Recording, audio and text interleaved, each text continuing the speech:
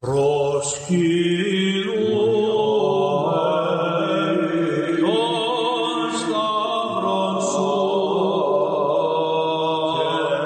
back to the History of the Papacy podcast, a podcast about the popes of Rome and Christian Church. Prepare yourself to step behind the ropes and leave the official tour of the story of the popes and Christianity. I am your host, Steve Guerra, and I thank you for joining me on this journey.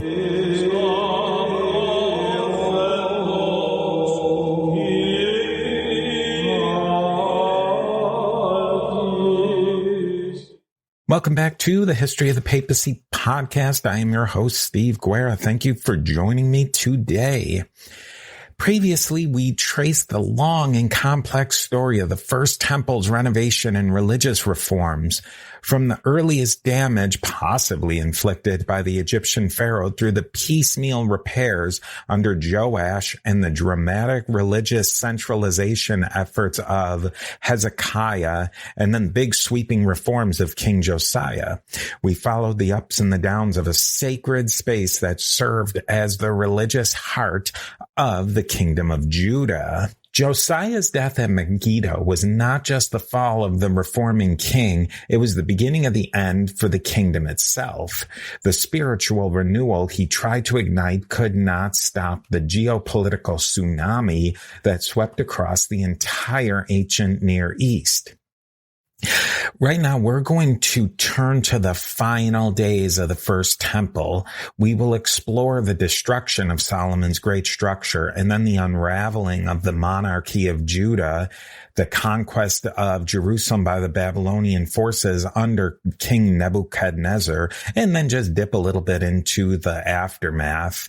This was not just the collapse of a building, it was the collapse of the world for the Judahites. And yet, out of the ashes, something unexpected began to take shape.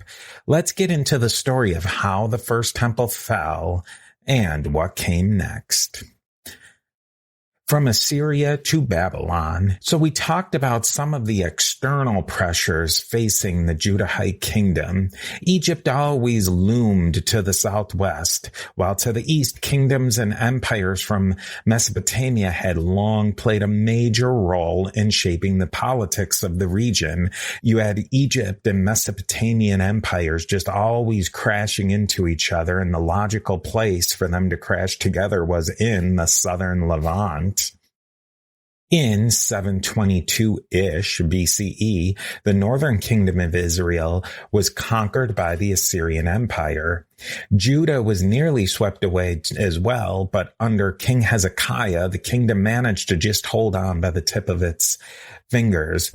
Hezekiah fought back where he could and bribed the Assyrian king Sennacherib to keep some measure of autonomy, even if it meant accepting vassal status. The Assyrians were a known quantity by then, a dangerous quantity, but familiar. We ended previously with the death of King Josiah at the hands of the Egyptians at the Battle of Megiddo.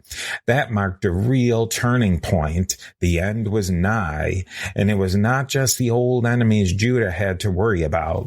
By this point, the Assyrians were no longer the dominant force in Mesopotamia. A new empire had emerged, the Neo-Babylonian Empire. Powerful, ambitious, and eager to control the same trade routes and strategic lands that had once been part of the Assyrian Empire's sphere of influence. So let's take a moment to see where this new power came from and how it would ultimately bring Solomon's temple to the ground. Decline, fall, and rise of many empires. Right now, we're standing on the eve of Jerusalem's destruction and the fall of Solomon's temple at the end of King Josiah's reign. It's been nearly 3/4 of a century since the days of Hezekiah, and in that time, the geopolitical map of ancient Near East has shifted dramatically. The once mighty Assyrian Empire was gone. completely gone, wiped off the map, and almost erased from the historical record. Their downfall came at the hands of a coalition led by the Babylonians and supported by the rising Indo-Iranian peoples, including the Persians, the Scythians, and the Medes. I would like to get into these Indo-Iranian groups more and maybe another time. Suffice it to say, they were a tough people and powerful warriors. And they're eventually going to take over the show, but that's, again, another story for another day. These new powers brought old school fire and fury to Nineveh and other Assyrian centers, leaving little behind but ruins and memories. Why did the Assyrian Empire fall, you may ask? Historians still debate it, as they debate everything. Some point to their infamous cruelty, which may have made them more enemies than allies, especially among their vassal states. Others suggest they were militarily overextended, stretched too thin across too many borders, or maybe, as it's often the case in Mesopotamia, it was simply time for the next empire to step in and call shamat, or checkmate.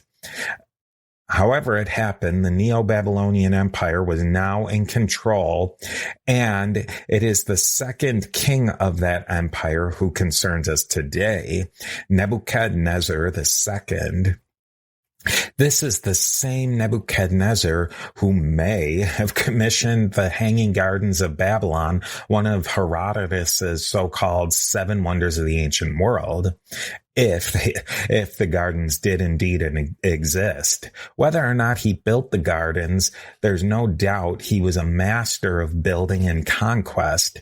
Nebuchadnezzar worked to secure and expand the gains of his father, the founder of the Neo-Babylonian state, and a key part of that strategy involved campaigning in the Levant.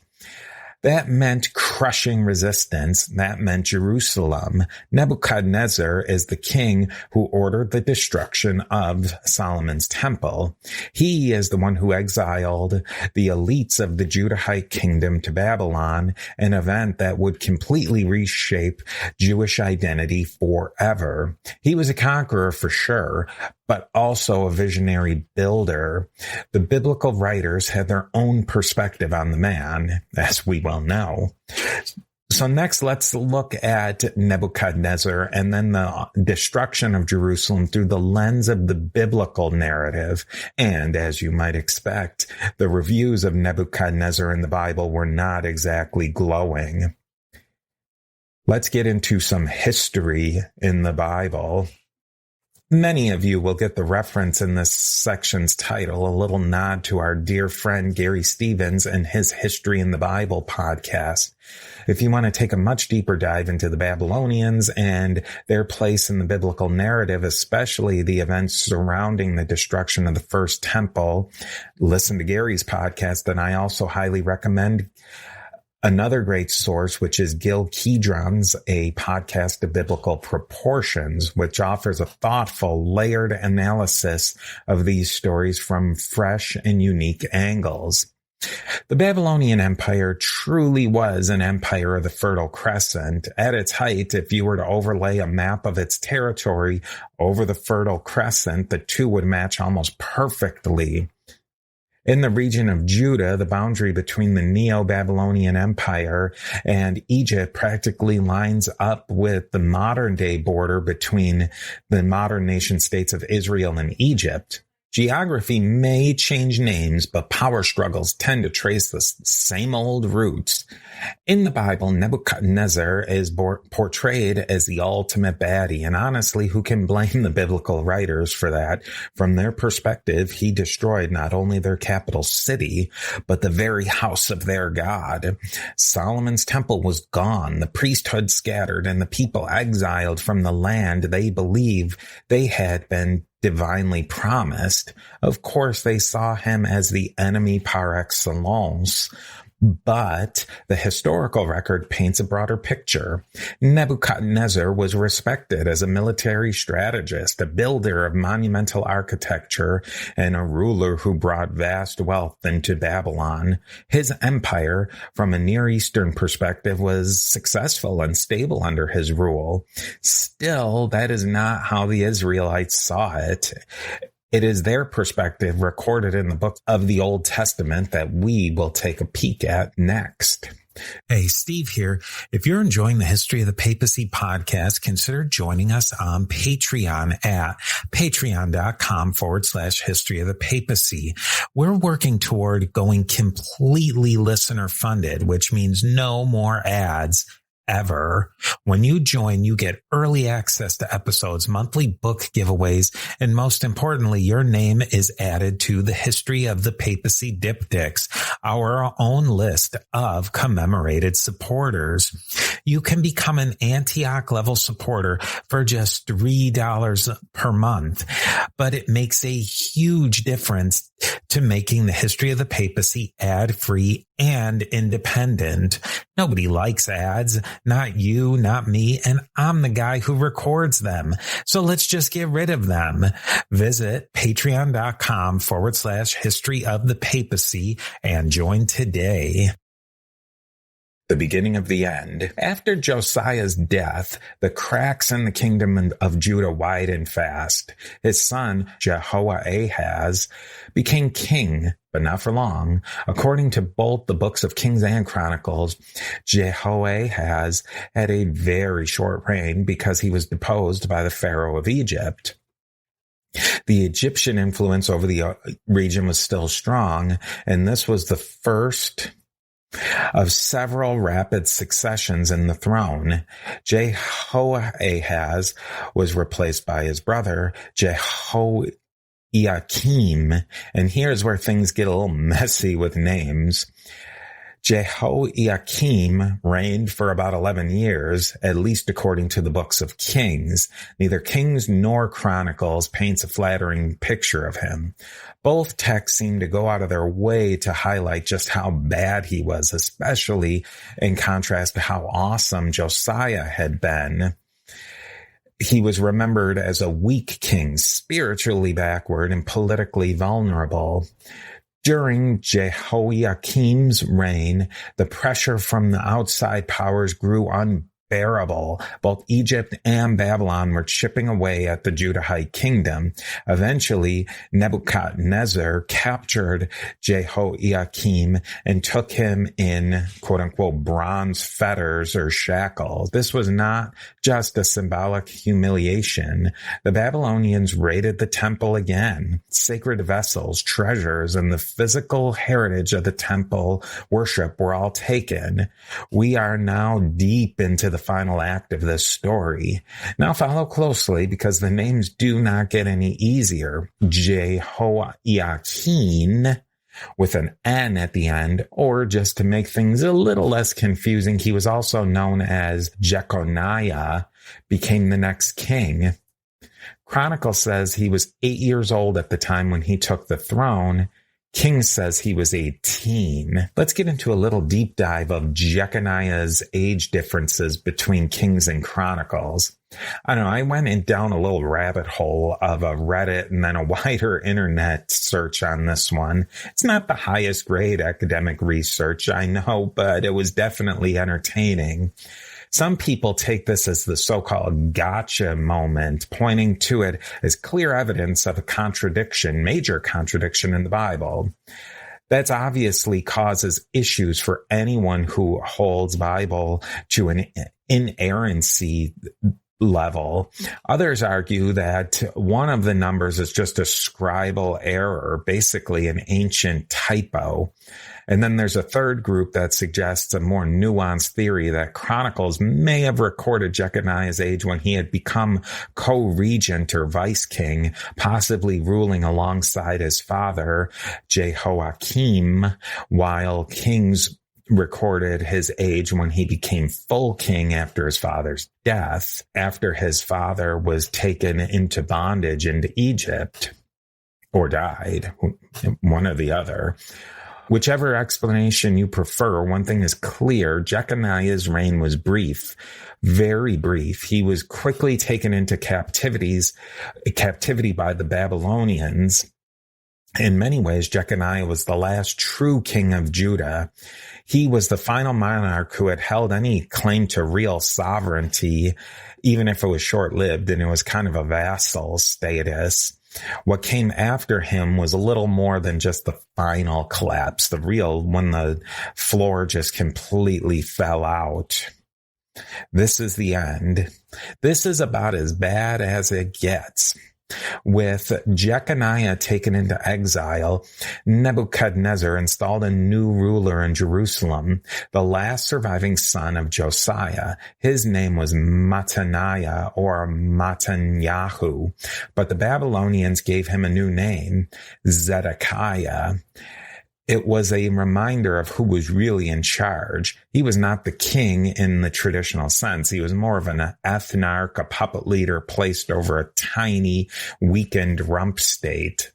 Zedekiah had one of the greatest prophets of all time at his side, that is, Jeremiah. But unfortunately, he did not take Jeremiah's advice.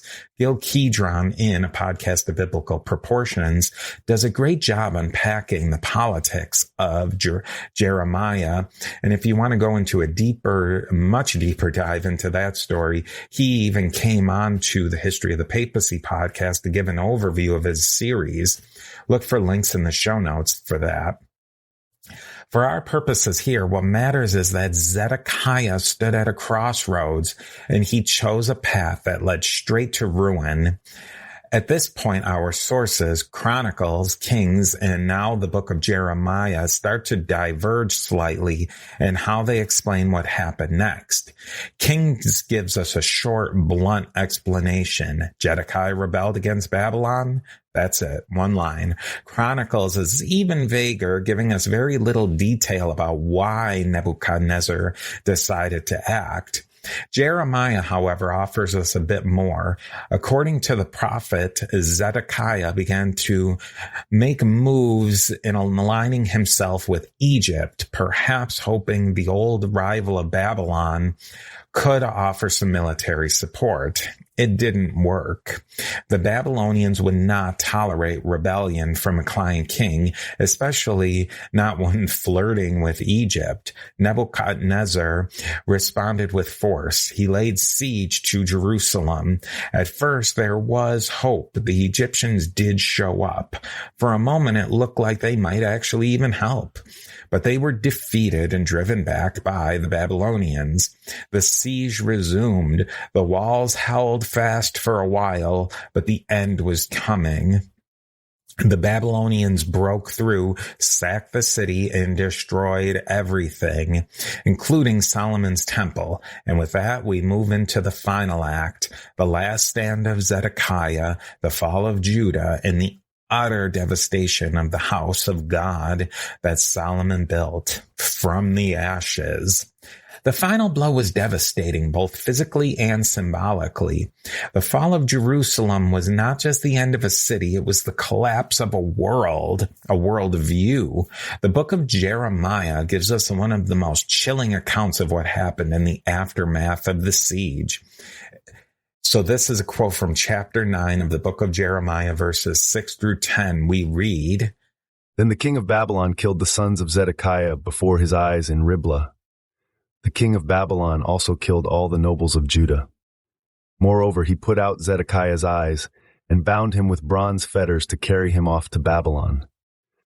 And the Chaldeans burned the king's house and the houses of the people with fire and broke down the walls of Jerusalem. Then Nebuzaradan, the captain of the guard, carried away captive to Babylon the remnant of the people who remained in the city, and those who defected to him, with the rest of the people who remained.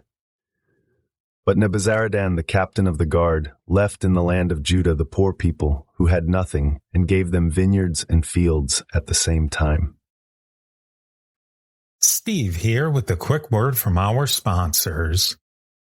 It's hard to imagine a more thorough and deliberate dismantling of a kingdom.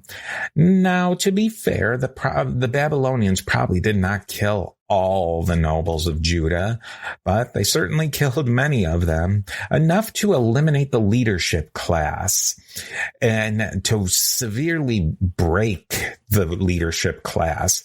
Zedekiah's fate sealed the deal. He would see his sons executed before him. Then he was blinded and taken away into chains. No more king, no more crown, princes, no more resistance. In place of a monarchy, the Babylonians appointed a governor to oversee what remained. The new province was called Yehud. It was no longer an independent kingdom. It was a conquered land administered by imperial officials. The Babylonians carried off the best and brightest, the aristocracy and the merchants and the scribes, the craftsmen, anyone who had influence or could be useful in the empire. This was not an act of random cruelty.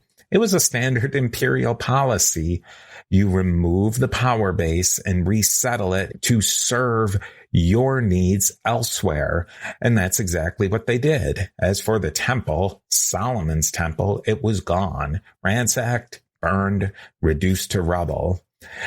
The place where heaven and earth were believed to meet, where generations had worshipped, sacrificed, celebrated the Passover, and the Day of Atonement was no more, gone, poof, just gone. And just like that, the first temple period was over. And what does archaeology say about all this? When it comes to the physical remains of Solomon's temple, we run into one major and reoccurring difficulty. As we mentioned before, the original first temple is believed to be buried beneath the second temple complex, which was later destroyed by the Romans. On top of all of that sits the Al-Aqsa Mosque and the Dome of the Rock, active religious sites that are central to Islam. And then everything else then you have the modern city of Jerusalem that's sitting all over the place and all around the Temple Mount. That means archaeology has serious limits. Access to the site is restricted for religious, political, and cultural reasons, and understandably so. With all of that in mind, there is very little, and according to most mainstream scholars, no visible archaeological evidence of Solomon's temple today. Of course, not everyone agrees with that conclusion. A few tantalizing artifacts and architectural fragments have been claimed to be from the first temple, but these claims are hotly debated. Most notably, the Israel Antiquities Authority does not support these assertions. The Israel Antiquities Authority, or IAA, is a government agency of the modern state of Israel. Its mission is clearly stated for the study of the archaeology of Eretz Israel. It will preserve, conserve, and study the archaeological heritage of the country at the highest scientific level, and will maintain a balance between development needs and antiquities preservation. What matters most here is that the IAA's scientific posture is extremely conservative, not in the political sense, but in the scientific one. They don't rush to declare biblical confirmation based on fragmentary or ambiguous findings. And in a field as emotionally and religiously charged as biblical archaeology, that kind of caution is super necessary. In today's world of headlines and clickbait, the incentive to overhype any artifact is overwhelming. We see this again and again. Small scraps of parchment, a fragment of pottery, or a misinterpreted inscription get paraded around with the headlines like, "Proof Jesus did X," or "This disproves the entire Bible." A prime example, which we've covered in detail in this podcast, is the so-called Gospel of Jesus' Wife fragment promoted by Karen King. That episode stands as a cautionary tale. A huge portion of the academic community bought into a sensational find that, in hindsight, had all the red flags of a forgery. It should have been stopped much earlier in the process. That is why you need organizations like the IAA. They act as brakes. Maybe they go too far sometimes, and maybe some real discoveries get slowed down in the process. But when dealing with the archaeology of the Bible, Judaism, Christianity, and Islam, in my opinion, at least, it's far better to err on the side of caution than to spark another wave of misinformation or so-called fake news. Now, there are a few tantalizing theories floating about what might still remain of Solomon's temple. These views fall well outside of the academic mainstream, but they continue to circulate in both popular and scholarly fringe circles. Some of this is admittedly massive conjecture. One of the core arguments goes like this. There was no practical reason for Nebuchadnezzar to completely dismantle the physical foundation of the temple. Tearing down stone walls and foundation blocks in the ancient world would have been a massive job. It was labor-intensive, time-consuming, and ultimately just unnecessary. The destruction of sacred objects, the ark, the garments of the priests, ceremonial vessels, and of course the looting of the temple's wealth would have sent the message loud and clear. In that light, some scholars argue that parts of the original foundation might have been left intact simply because there was no reason to destroy them. That idea has led to a lot of discussion, especially about a particular section of masonry along the current Temple Mount that looks, according to some, just out of whack with the rest of the Herodian or Second Temple construction. The theory goes that when Herod built the Second Temple, he had to conform to something that was already there, possibly a section of Solomon's temple that had survived. It's really an intriguing thought, but every time I read through one of these articles or papers, the number of what you might call presumablys and mayhaves just keeps stacking up. The logical leaps become wider and the evidence thinner. I'm no archaeologist, and I'm certainly not a trained scholar of ancient architecture, but I do know what logical twisting and logical twister looks like. A lot of these arguments rely on speculation layered over more speculation. That does not mean they are definitively wrong, but it just means we have to be super careful, especially as laymen and amateurs.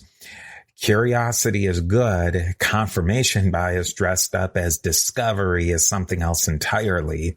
And so the foundations of Solomon's temple, if any remain, are still shrouded in mystery, buried not just beneath stone, but beneath centuries of faith, politics, hope, and just building. And with that, we have the end of the beginning.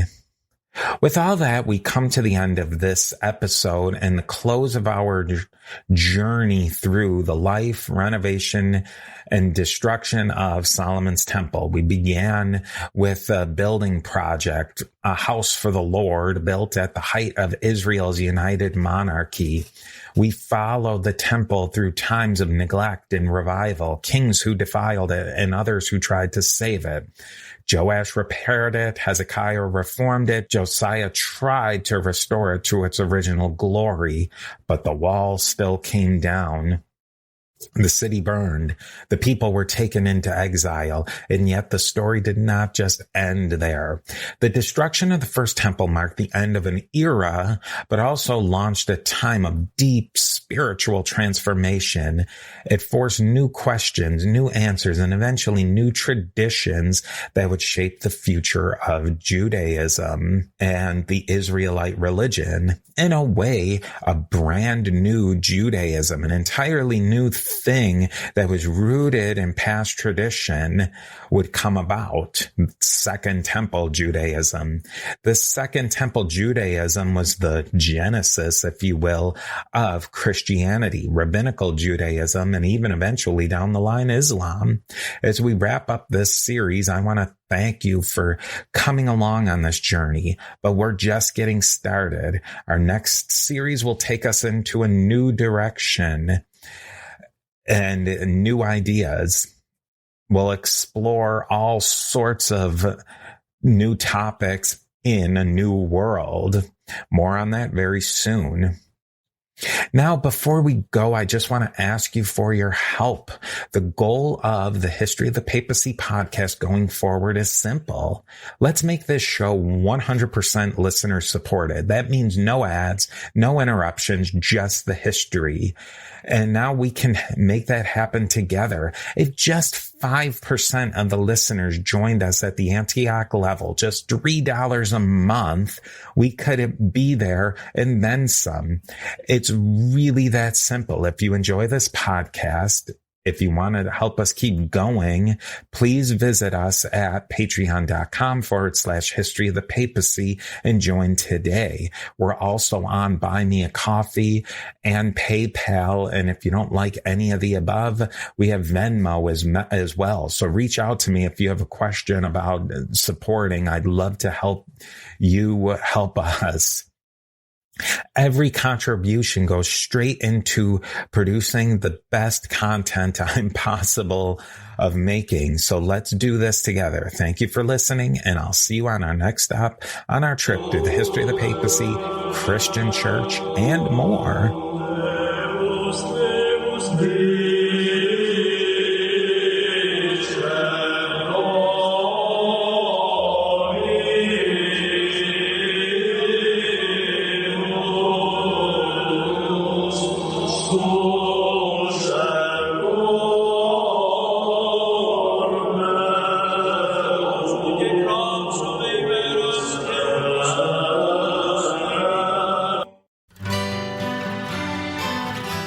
The Historical Jesus Podcast is the sweeping saga of the life and times of Galilean Jesus of Nazareth, as well as the faith, religion, and church founded to honor and disseminate his acts and teachings.